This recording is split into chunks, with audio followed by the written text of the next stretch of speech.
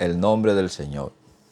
Damos gracias al Señor en esta hermosa mañana que Él nos permite estar reunidos como iglesia de Cristo para adorar y bendecir su nombre.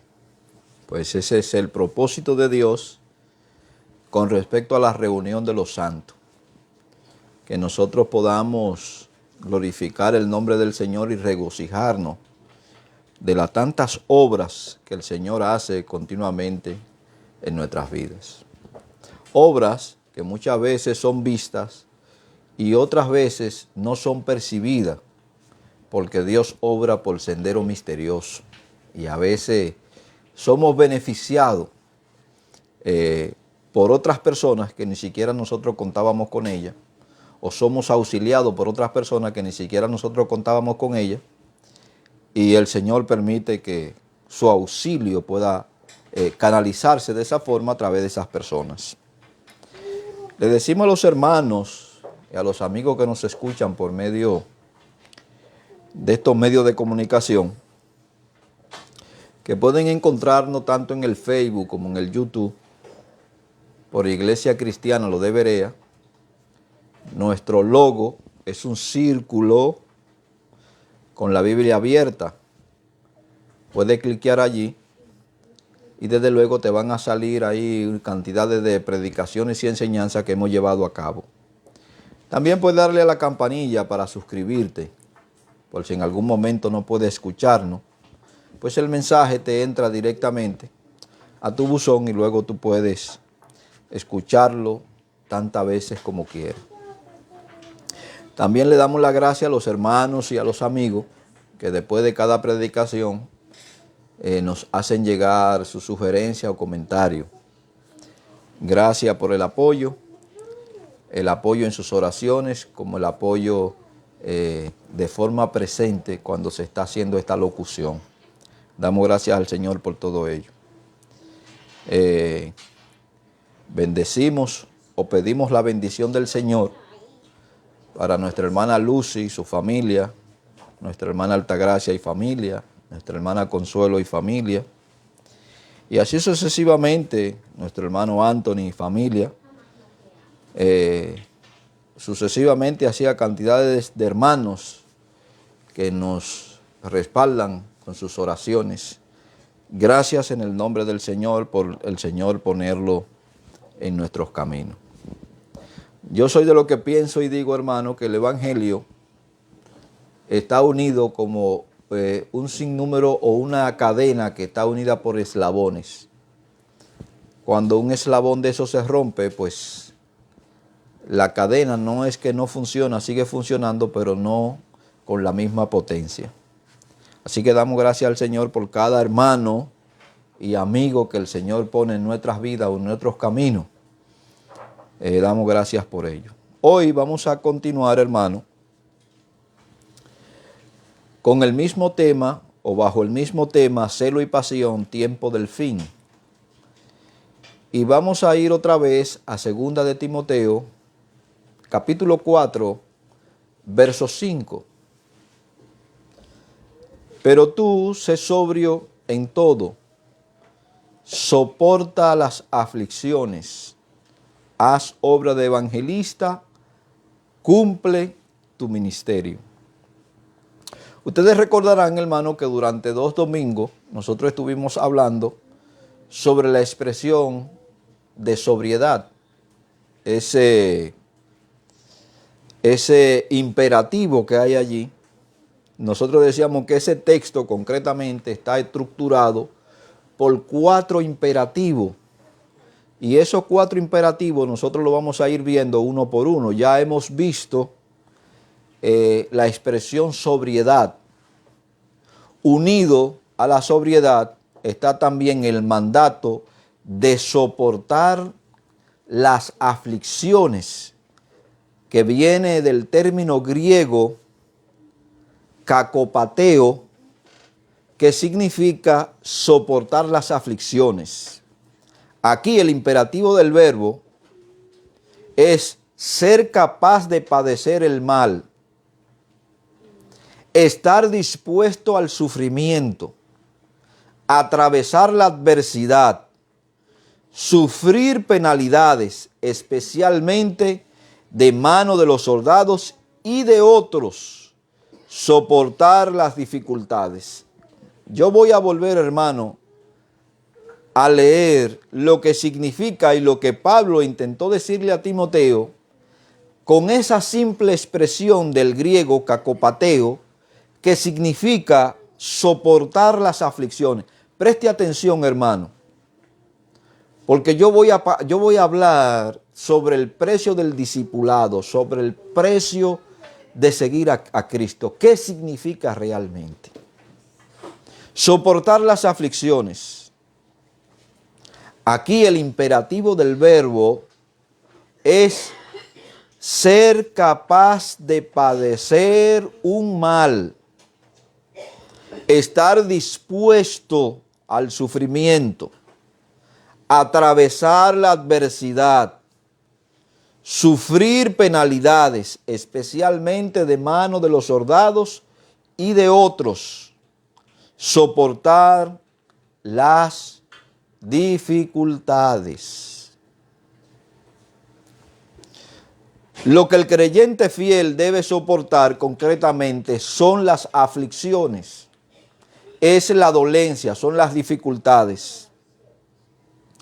Las 3 veces que Pablo usa la palabra en esta epístola, en la segunda y la primera epístola, usa ese término kakopateo, soportar las aflicciones, que significa literalmente sufrir el mal. Pablo lo usa para describir su propio sufrimiento. Ahora yo quiero que usted vaya conmigo a la misma epístola en el capítulo 2, en el verso 9, donde el apóstol Pablo dice, por lo cual sufro penalidades, hasta prisiones a modo de malhechor, mas la palabra de Dios no está presa. Hay una expresión que Jesús dice que si esto hicieron al árbol verde, ¿qué no le harán a la rama seca?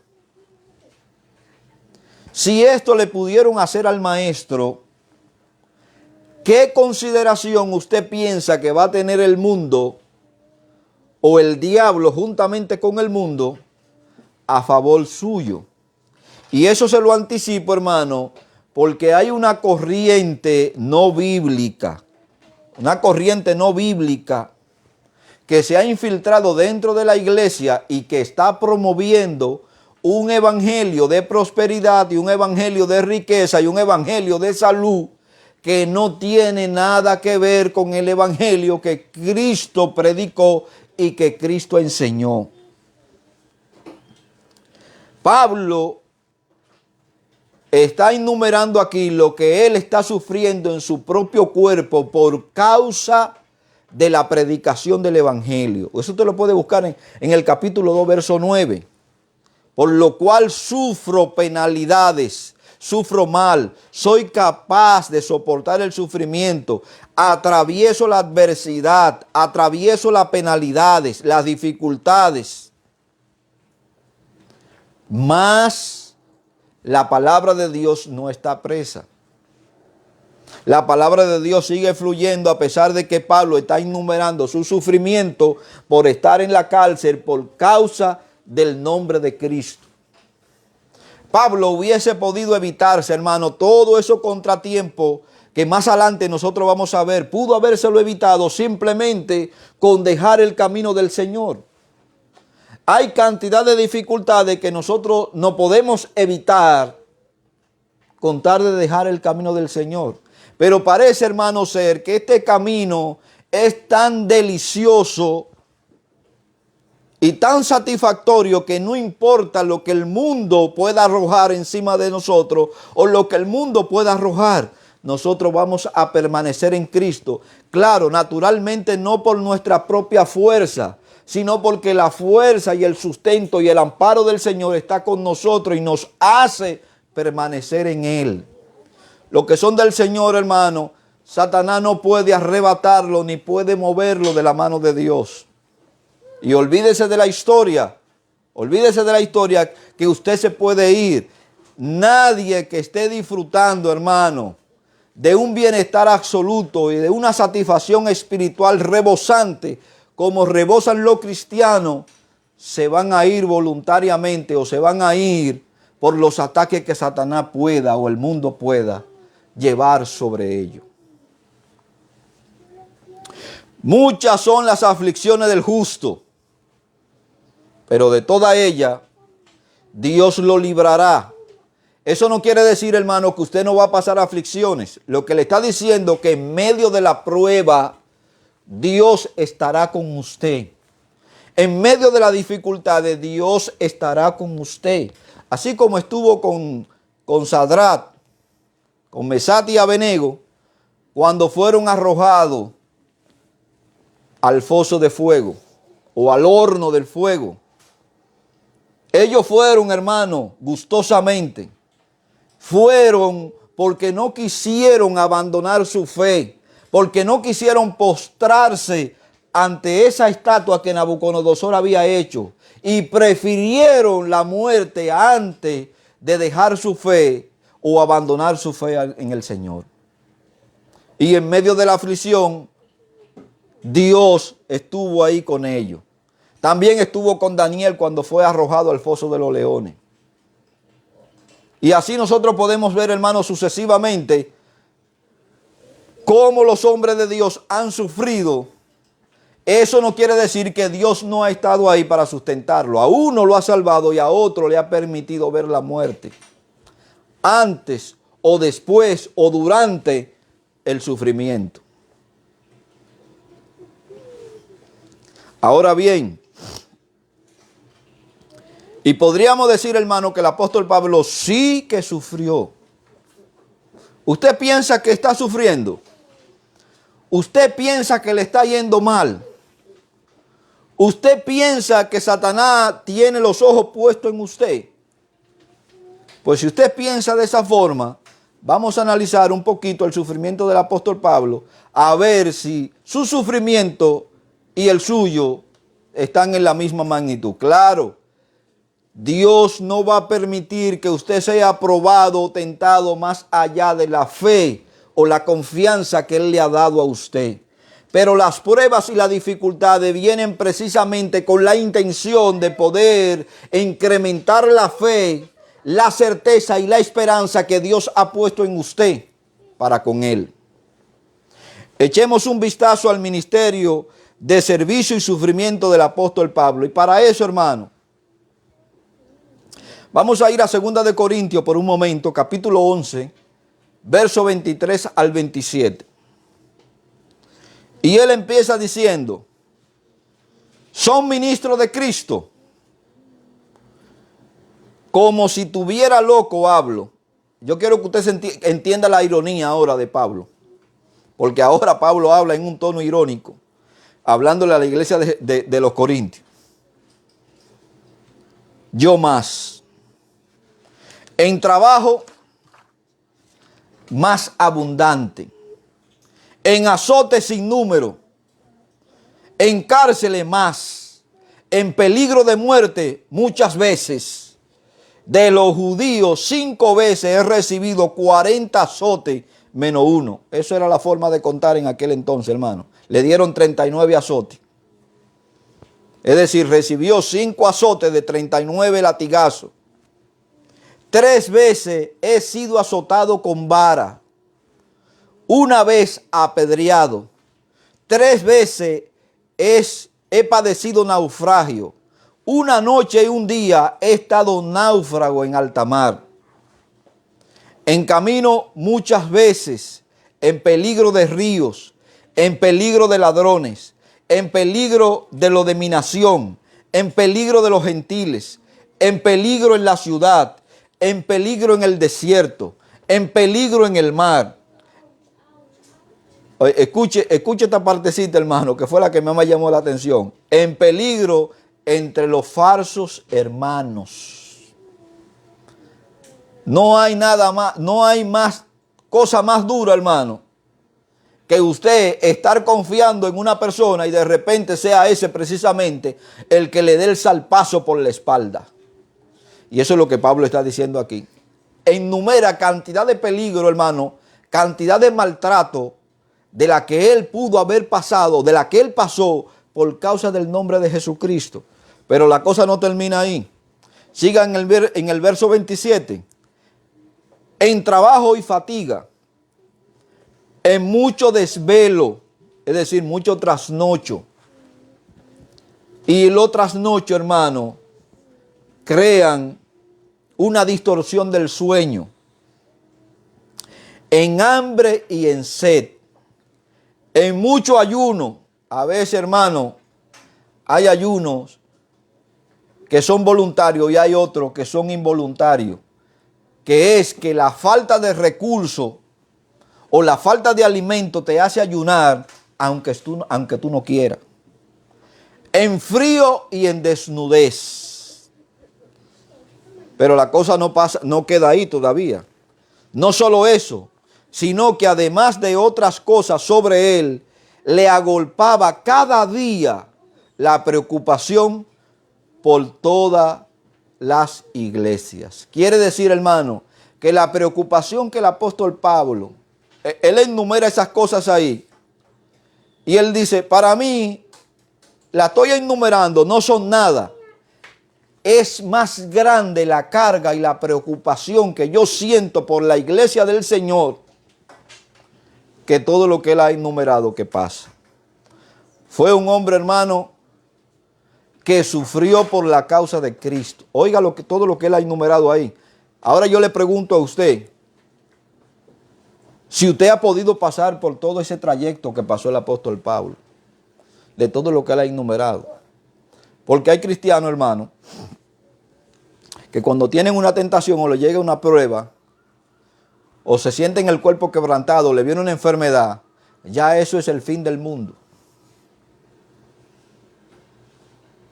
Ya levantan la voz, hermano, y una quejadera y una lamentación, que por qué a mí, que por qué.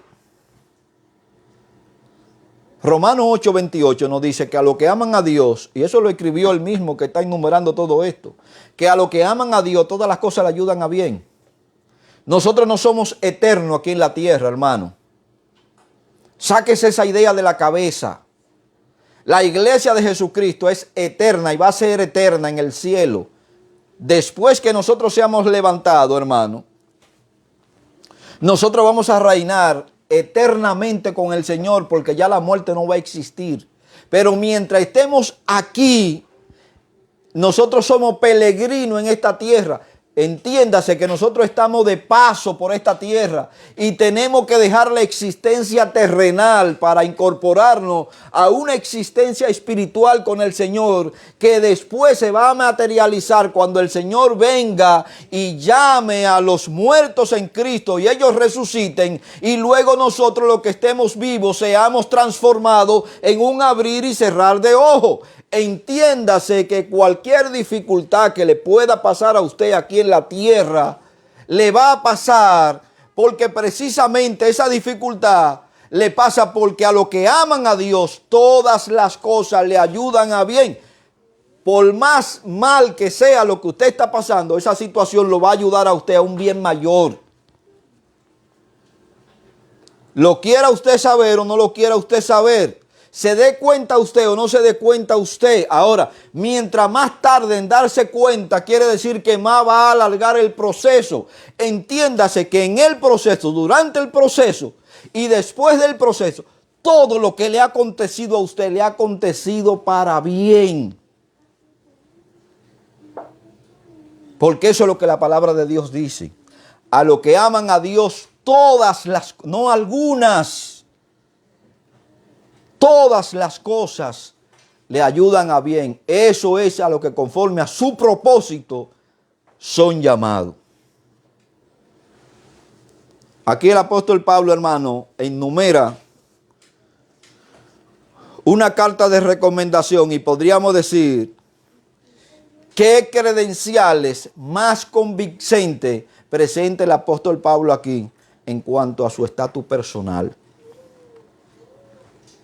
Volvamos otra vez por un momento a Timoteo, unos versos antes del que nosotros leímos del capítulo 4. Y vamos al capítulo 2, verso 3 de segunda de Timoteo. Tú pues sufre penalidades como buen soldado de Jesucristo. Hermano, yo quiero que usted entienda que aquí yo lo que le estoy hablando del sufrimiento. Yo no le estoy hablando de la gloria, le estoy hablando del sufrimiento. El sufrimiento que el hombre de Dios está llamado a pasar. Y eso es lo que dice el verso 1. Soporta las aflicciones. Porque en este mundo nosotros vamos a tener aflicciones por todos los lados. Pero el Señor dice que no temamos porque Él ha vencido al mundo. Y si Él venció al mundo, nos va a dar la fuerza, la fortaleza en el proceso, antes del proceso, en el proceso y después del proceso. El hombre de Dios tiene que estar presto para soportar las aflicciones. Pero tú, pues, sufre penalidades como buen soldado de Jesucristo. No existe tal cosa como un ministerio fiel que no sea costoso. Escúcheme, hermano. Solamente la leche y otros materiales, cuando usted lo pone al fuego, sube. Después que hace la ebullición o se calienta, sube hasta desbordarse del recipiente. Solamente la leche y otros materiales hacen esto. Pero el cristiano no es así, ni el ministerio cristiano funciona de esa forma. No ha existido ni va a existir tal cosa como un ministerio fiel que no cueste. No existe ni va a existir. Todos los ministerios habidos y por haber que han servido al Señor, hermano, han costado lágrimas, han costado dolor, han costado sacrificio, han costado sufrimiento. Porque la palabra de Dios lo enseña de esa forma. Un ministerio sin dolor es un ministerio superficial y sin fruto. Oiga, no importa que usted vea una iglesia llena o un local lleno. Eso no es fruto. La gente está ahora mismo, hermano, como la historia esa de Vicente. ¿Dónde va Vicente? ¿Dónde va la gente? Allí hay un grupo de gente, pero vamos para allá. Allí hay un buen ambiente, pero vamos para allá. Da igual lo que estén haciendo ahí. Hay gente que no sabe dónde quiere ir y va a cualquier lado. Una congregación llena de personas no significa, hermano, un ministerio fructífero. Eso no significa eso.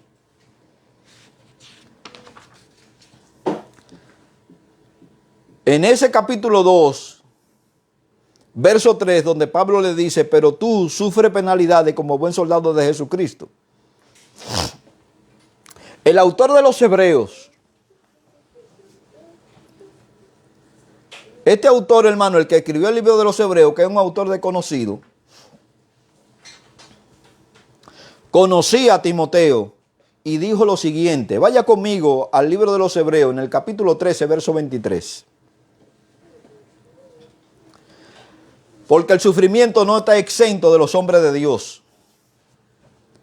En el capítulo 13, verso 23 del libro de los Hebreos, dice el autor de los Hebreos, sabed que está en libertad nuestro hermano Timoteo, con el cual, si viniere pronto, iré a veros. Como probablemente el libro de los Hebreos, la carta de los Hebreos, se escribiera poco después de segunda de Timoteo, este joven pastor debió quedar bajo arresto o preso mientras ministraba en Éfeso, poco después de haber recibido la carta de la que hoy nosotros estamos predicando. Muy pronto llegó el momento de soportar las aflicciones en el servicio al Señor.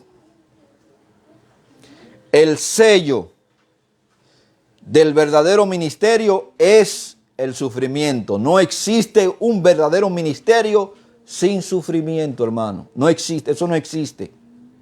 Ni va a existir tampoco. Dios usará las dificultades de hoy para fortalecernos mañana.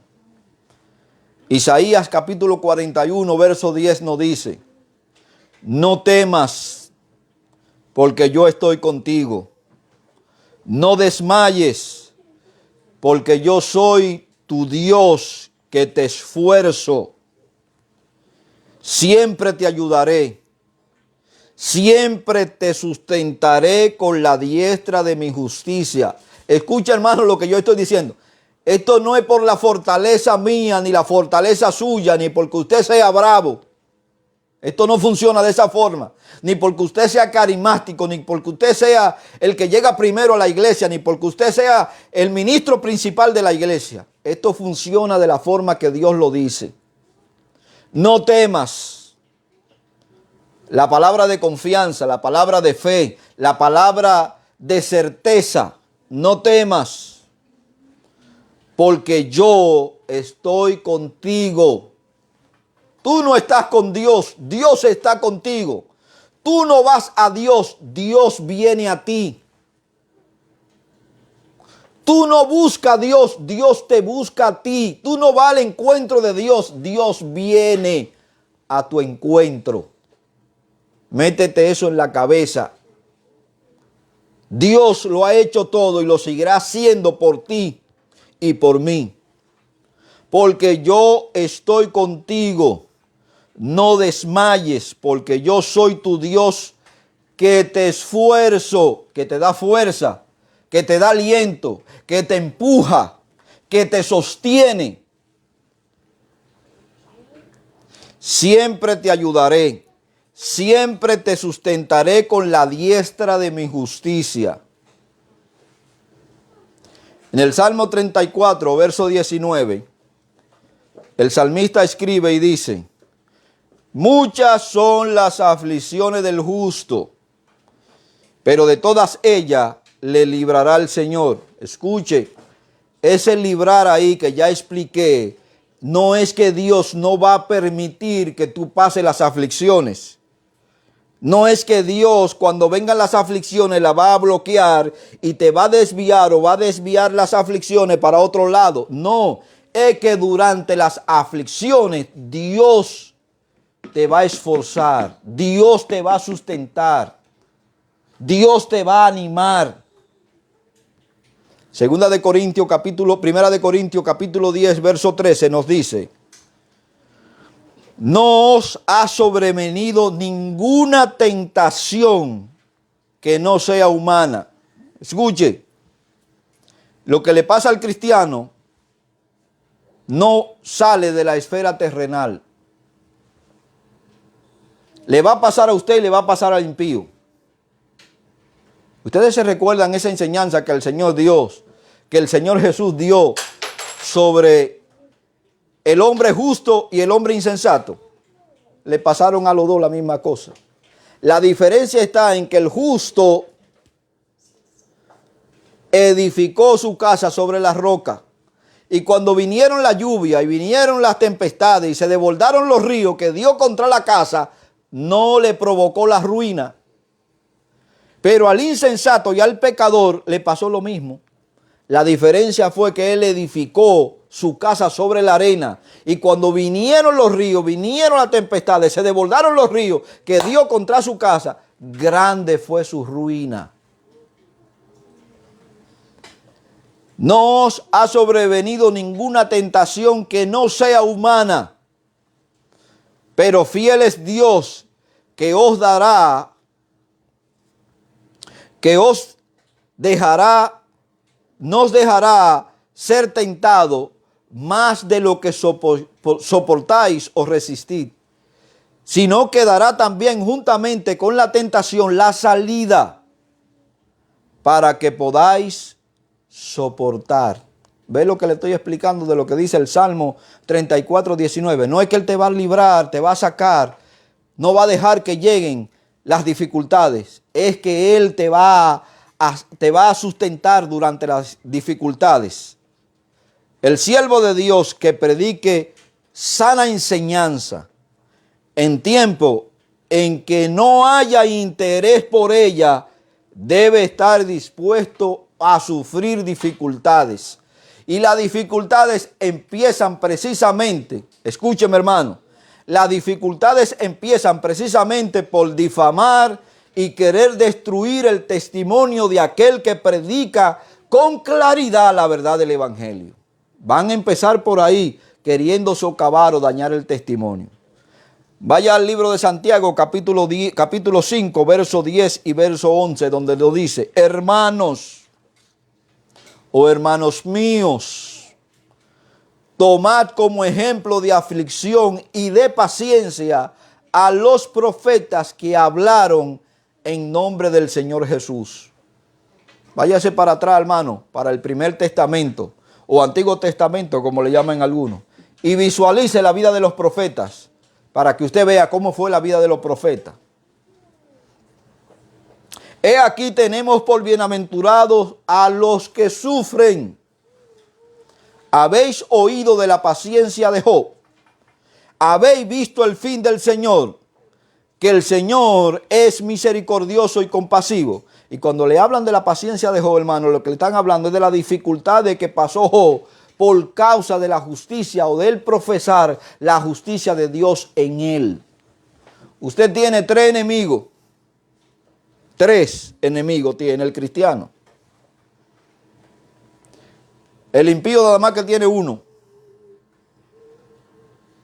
El impío tiene un solo enemigo. El cristiano tiene 3. El único enemigo que tiene el impío es a Dios. El único enemigo que tiene el impío es a Dios, porque Dios ve al impío con ira por causa de su pecado. El cristiano tiene enemigo al mundo, que no quiere saber nada del evangelio. Tiene enemigo al diablo por hacer la voluntad de Dios. Digo, por usted hacer la voluntad de Dios. Y tiene a su propia carne como enemiga. El impío nada más que tiene un solo enemigo. El impío es hijo de Satanás por cuanto la obra de Satanás hace. Es criatura de Dios, pero hijo de Satanás por cuanto practica el pecado y es esclavo del pecado. Y todo el que practica el pecado es enemigo aférrimo de Dios. Eso es lo que la Biblia enseña. Aquí no hay que dibujar mucho para que usted se sienta bien. Usted es un impío, usted es enemigo de Dios. Usted es un pecador, usted es enemigo de Dios. Y la ira de Dios, y Dios lo mira constantemente con ira.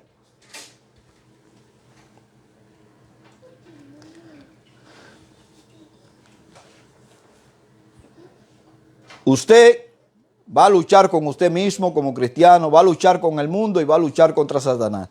De esos 3 enemigos, hermano, de esos 3 enemigos, a mí en lo personal, ni me preocupa el mundo, ni me preocupa Satanás. De quien yo más me cuido es de mí mismo. Mi mayor preocupación ni es el diablo ni es Satanás, hermano, ni es el diablo ni es el mundo. Mi mayor preocupación soy yo mismo. Ya lo dicen las escrituras, hermano. Vaya conmigo al Evangelio de Lucas, en el capítulo 11, verso 51.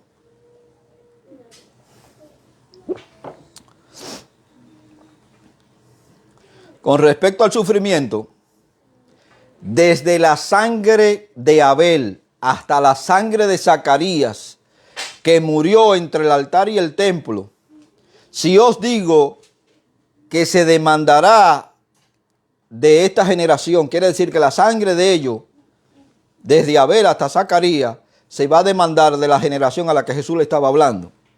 Cuando usted va a Segunda de Crónicas, capítulo 24, verso 11, nos dice: pero ellos hicieron conspiración, porque el impío y el mundo conspira contra el cristiano. Escúcheme, el mundo no es amigo del cristiano. El mundo es enemigo del cristiano. Y por eso la Biblia dice que cuando el cristiano se asocia con el mundo y hace las cosas que hace el mundo se constituyen enemigos de Dios también. No améis al mundo ni las cosas que están en el mundo, porque esas cosas pasan, hermano, son pasajeras. Ahora aquí dice, hermano, pero ellos conspiraron contra él y por mandato del rey lo apedrearon hasta matarlo en el patio de la casa de Jehová. Así mataron a Zacarías, hermano, por ministrar la palabra de Dios.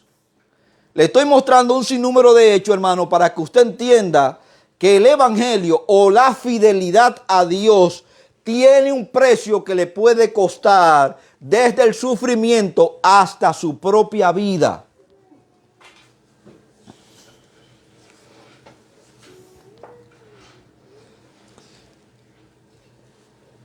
El Señor Jesús afirma en el libro de Lucas, en el mismo capítulo 11, verso 49, donde nos dice: por eso la sabiduría de Dios también dijo, le enviaré profetas y apóstoles, y de ellos a unos matarán y a otros perseguirán. Usted puede encontrarse con algún payaso que le pueda decir que esta escritura se cumplió exclusivamente en el tiempo apostólico. Pues esas escrituras no se cumplieron específicamente en el tiempo apostólico, hermano, porque la predicación del evangelio sigue caminando.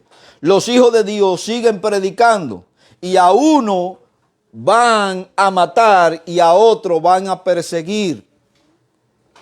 Escuchemos la voz de Elías en la narración del apóstol Pablo.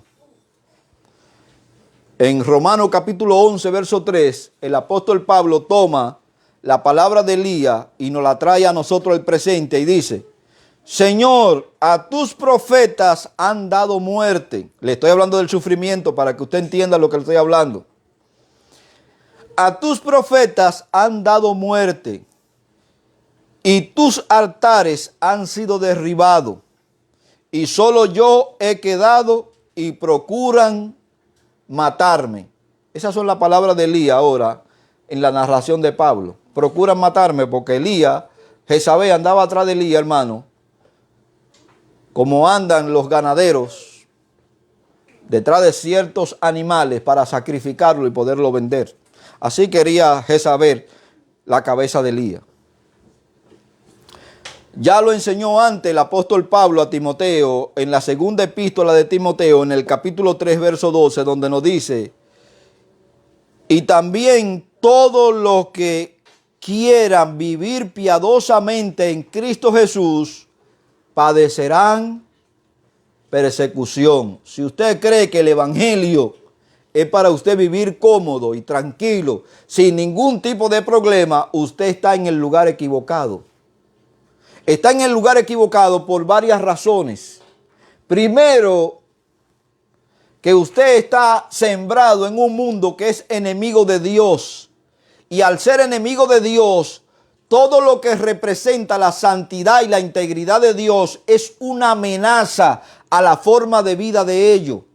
Y donde se planta cualquier cristiano, escúcheme, cualquier cristiano que represente la verdad del evangelio, va a ser una incomodidad para los impíos donde él está viviendo, porque va a ser un ente acusador por su forma de vida. Así como llega la luz, usted puede estar en la oscuridad más densa, en la cueva más profunda y más oscura, y solamente saca una caja de fósforo y enciende una cerilla o un fósforo, y usted verá como las tinieblas se dispersan y la luz comienza a reinar en ese lugar de oscuridad. Así mismo ve ese impío pecador, hermano, a cada cristiano, a cada fiel cristiano donde está sembrado, lo ve, hermano, como un ente acusador, como un juez que lo está sentenciando por su forma de vida. Y esa es la razón por la que el mundo no quiere saber ni de Dios ni de la iglesia. La iglesia, hermano, que se está asociando con el mundo, escuche, la iglesia que se está asociando con el mundo no es la iglesia de Jesucristo. La iglesia de Jesucristo no tiene ninguna asociación ni compatibilidad con las cosas del mundo. La iglesia de Jesucristo está en el mundo para ser luz del mundo, para ser la sal de la tierra. Ese es el objetivo de la iglesia de Jesucristo. Una vez le preguntaron al doctor Bernard McGee, siendo él, hermano, pastor ahí en California. Este hermano fue el que fundó ese ministerio de enseñanza radial que se llama A Través de la Biblia.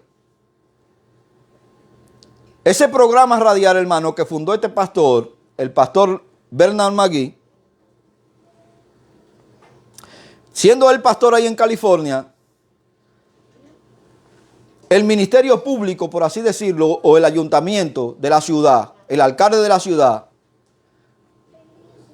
llamó al doctor Bernard McGee para que el doctor Bernard McGee desarrollara un programa, hermano, para reinserción de las prostitutas, de los drogadictos y de las personas bajas. Y el doctor Bernard McGee se negó. Y el doctor Bernard McGee hizo esta declaración, hermano. El Señor no me ha mandado a mí a pescar en aguas limpias. El Señor me ha mandado a mí a pescar en aguas sucias. Y yo le voy a llevar el mensaje al que está arriba y al que está abajo. La iglesia de Jesucristo no está llamada a pescar en aguas limpias, sino en aguas turbulentas, en aguas sucias, sucia por el pecado, sucia por la fornicación, por el adulterio, por el homicidio, por la murmuración, por la calumnia, por la homosexualidad, por el lesbianismo. El Señor nos ha mandado a pescar en esas aguas y a predicarle el mensaje a esos que viven en esa condición. Hay dos formas de predicar el mensaje. Una, hermano, es testimonial y otra es verbal. Ahora, lo verbal tiene que ser secundado por lo testimonial. Porque si usted no vive una vida de testimonio con Jesucristo, lo que usted va a decir, lo que va a hacer, hermano, es desanimar al que usted le está predicando. Porque sus hechos hablan más que su palabra. Y lo que usted está viviendo no está de acuerdo con lo que usted está predicando. Quiere decir que usted puede ser un pseudo cristiano que en vez de llevar paz, lo que lleva es murmuración a quien usted le predica. Porque cuando ellos analizan su vida de testimonio, se dan cuenta de que usted no es un fiel seguidor de Jesucristo. Y esto respondió el doctor Bernard McGee. El Señor me ha mandado a mí a pescar en agua sucia.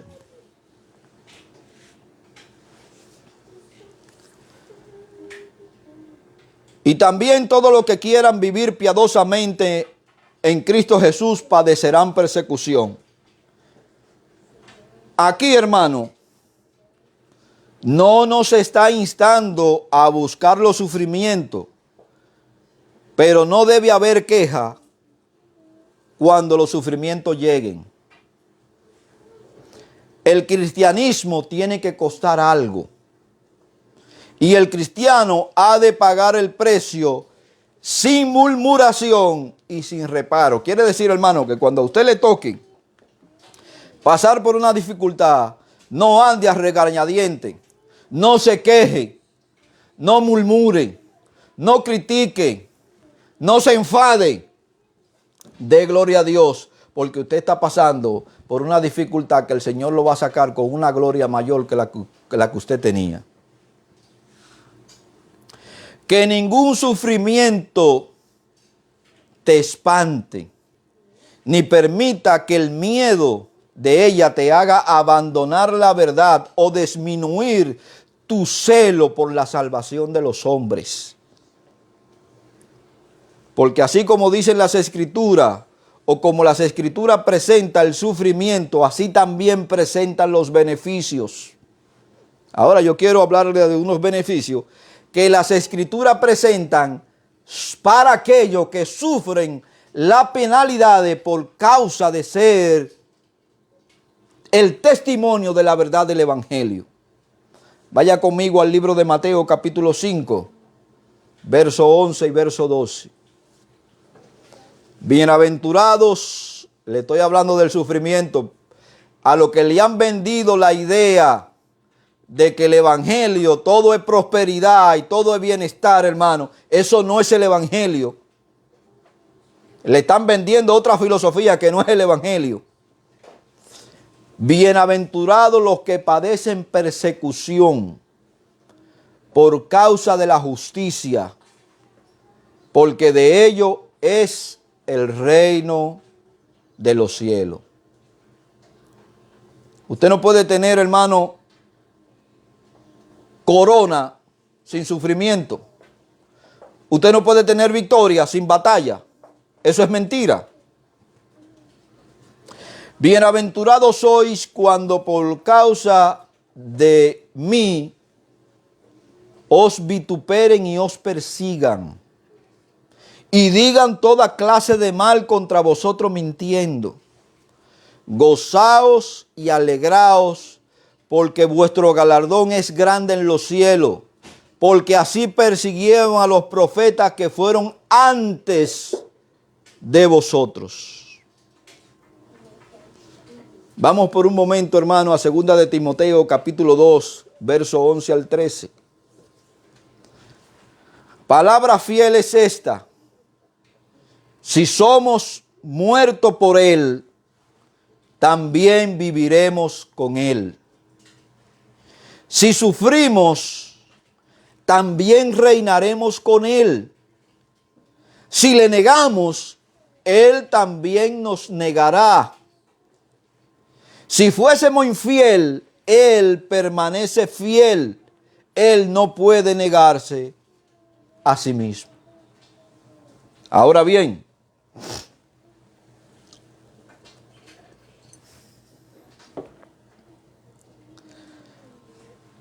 ¿cómo es que una persona puede ganar perdiendo? Esto es una paradoja. Ganar perdiendo. La paradoja del discipulado. El gran principio. Vaya conmigo por un momento al libro de Mateo, capítulo 16, verso 24. Mateo, capítulo 16, verso 24. Entonces Jesús le dijo a sus discípulos, yo no sé si le estoy hablando a los que son discípulos del Señor, porque usted puede tener un espíritu religioso. Usted puede ser una persona que sea fiel a su congregación e infiel a Cristo.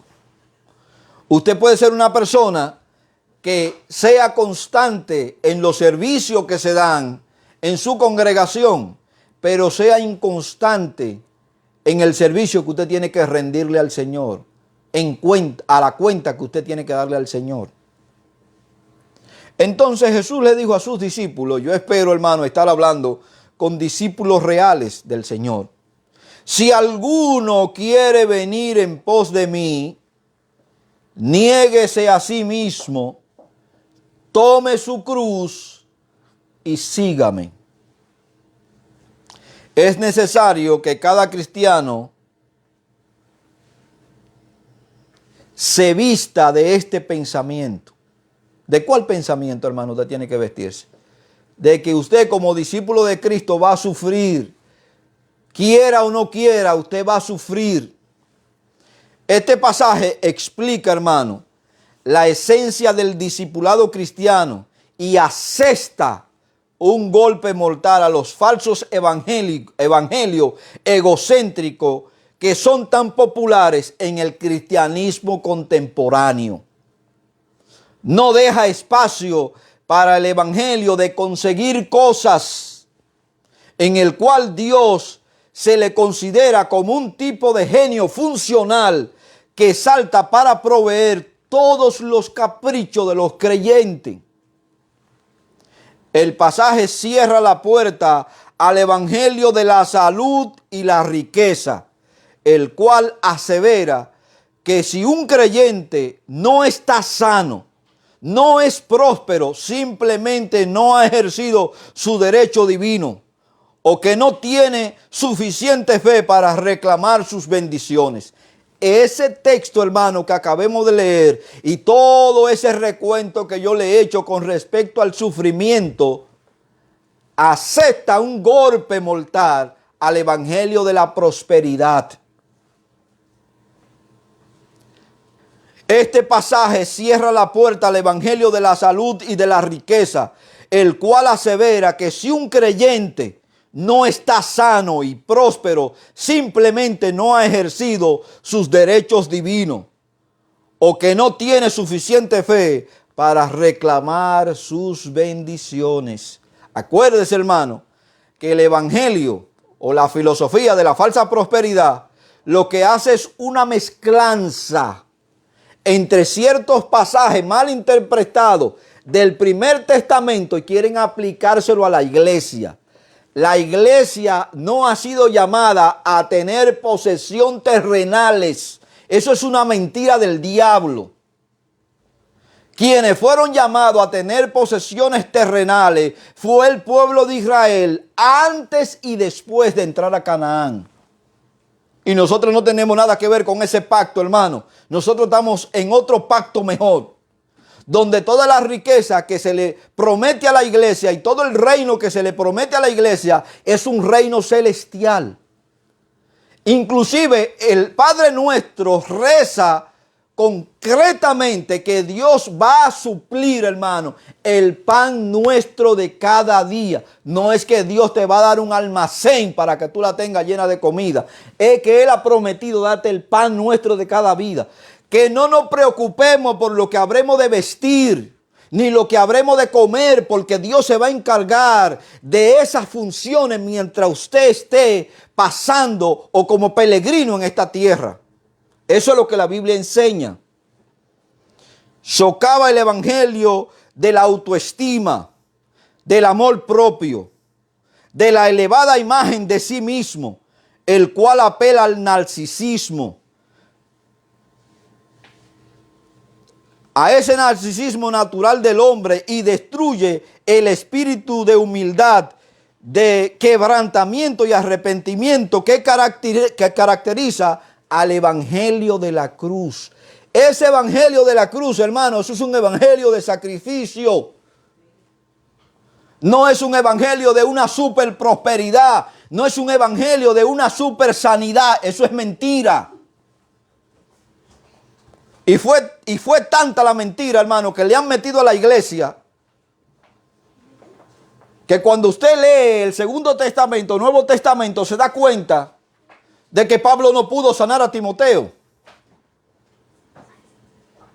De que Pablo no pudo sanarse a sí mismo y de que hubieron un montón de gente en la iglesia, inclusive de los apóstoles, hermano, que padecieron enfermedades. Eso es un falso evangelio que le han vendido y le están vendiendo a la gente hoy. Según este evangelio, es decir, el evangelio de Jesucristo, según este evangelio, llegar a Cristo es recibir y mantenerse recibiendo siempre, según el evangelio de la prosperidad, no según el evangelio de Cristo. Hago la corrección. Según ese evangelio, hermano, que yo he enumerado ahí arriba, recibir a Cristo es mantenerse recibiendo siempre. El Señor, a través de su enseñanza directa durante su ministerio terrenal y por medio de sus apóstoles, en el Segundo Testamento, Jesús clarifica en varias ocasiones que debe haber una cruz antes que una corona, sufrimiento antes que una gloria, sacrificio antes que una recompensa.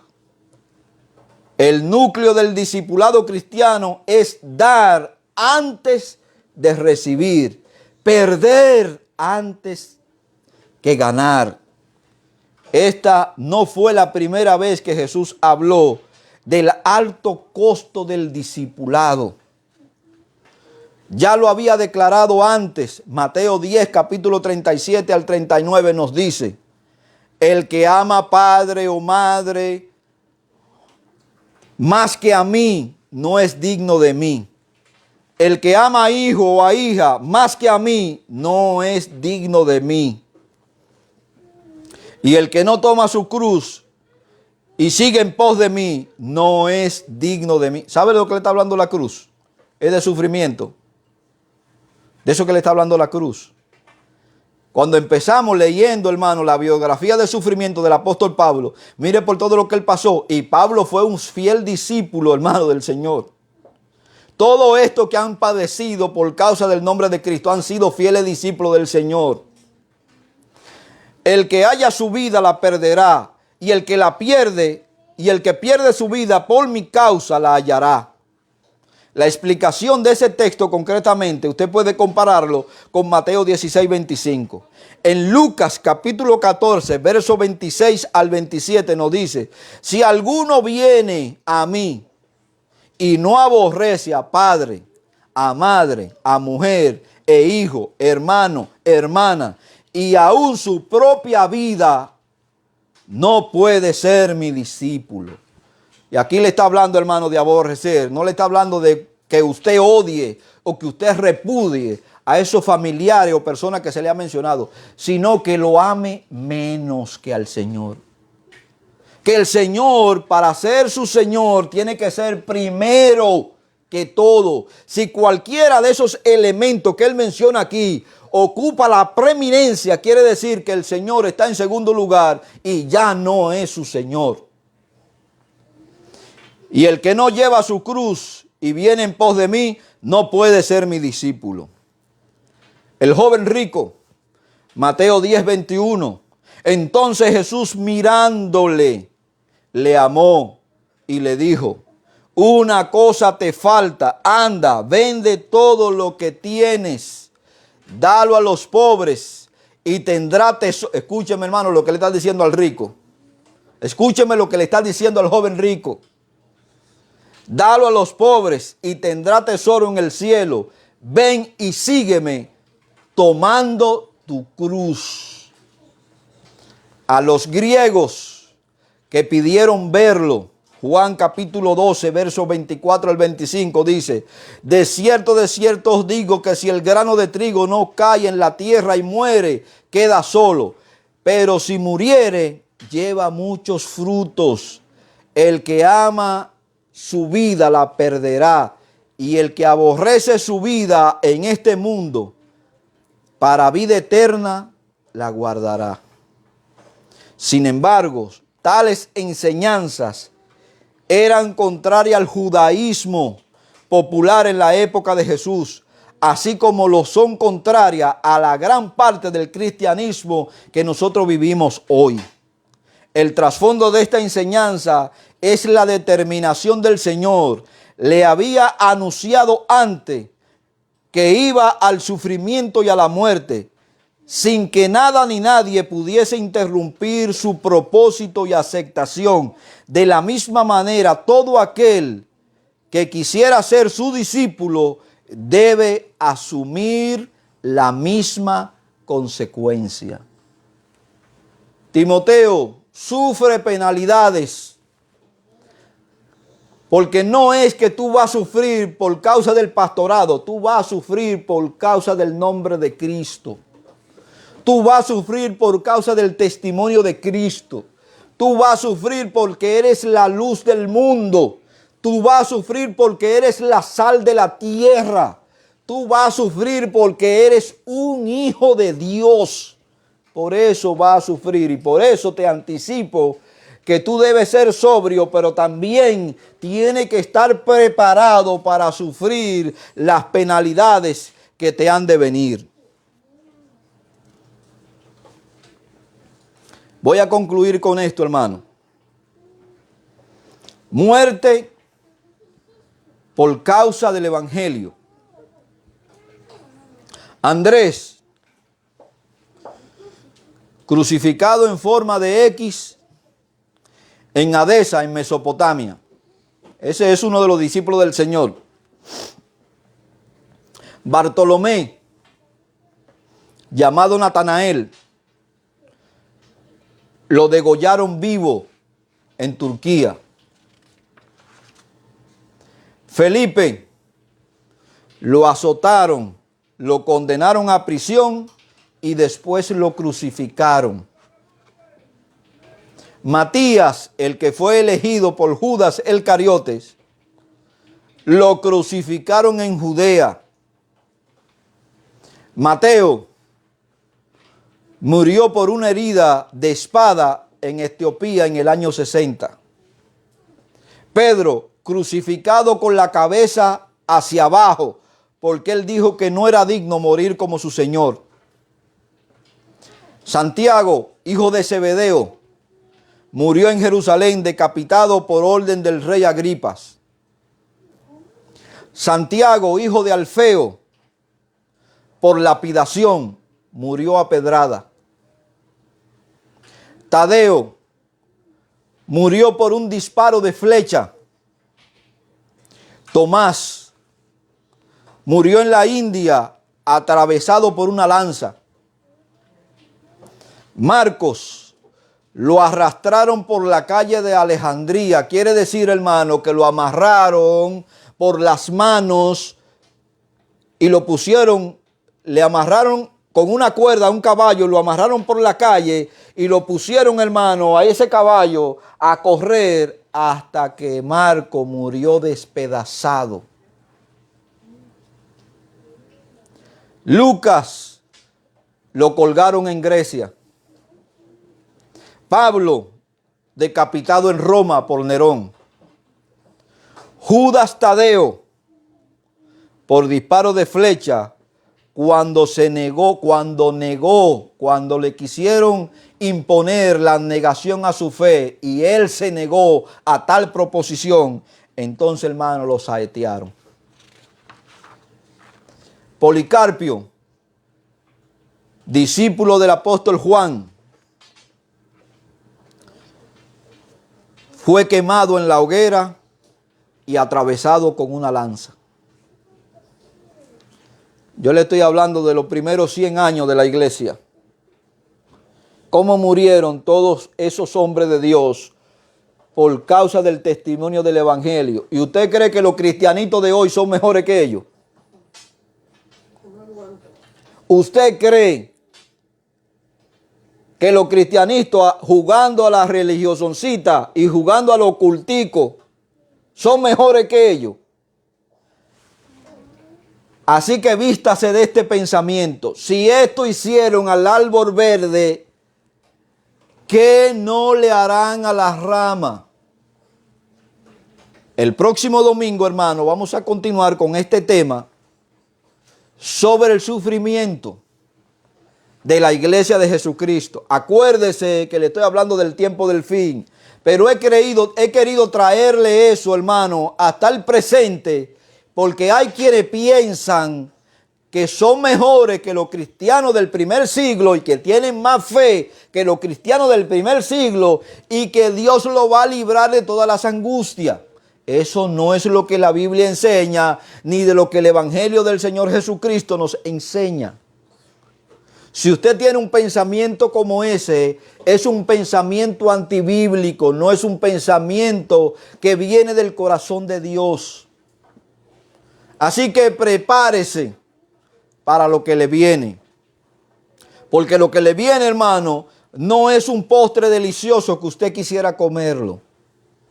A lo que nos aproximamos, hermano, es a un tiempo de angustia y de sufrimiento por causa del nombre de Cristo. La paz de Dios y la bendición del Señor sea con cada uno de ustedes en el nombre poderoso del Señor Jesucristo. Paz y bendición del Señor. Amén.